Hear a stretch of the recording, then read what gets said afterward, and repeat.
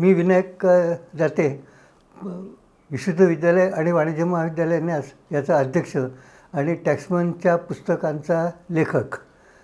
या वेळेला फडणवीस यांनी जो अर्थसंकल्प सादर केलेला आहे तो विकसित महाराष्ट्र 2047 या उद्देशाने केलेला 4 स्तंभीय महत्त्वाकांक्षी अर्थसंकल्प आहे असे त्याचे वर्णन करता येईल.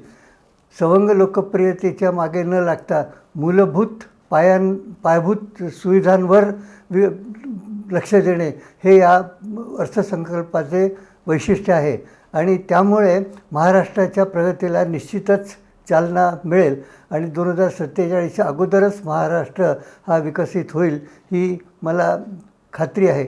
नवीन नागपूरचा विकास हे एक विदर्भाच्या दृष्टीने एक खूप उत्तम आकर्षण आहे आणि जर त्या नवीन नागपूरचा जर चांगला विकास झाला तर ते पूर्ण विदर्भाला चांगली मदत होईल आणि या दृष्टीने फडणवीस निश्चित प्रयत्न करतील आणि आपण सगळे त्यांना साथ देऊ ही मला खात्री आहे.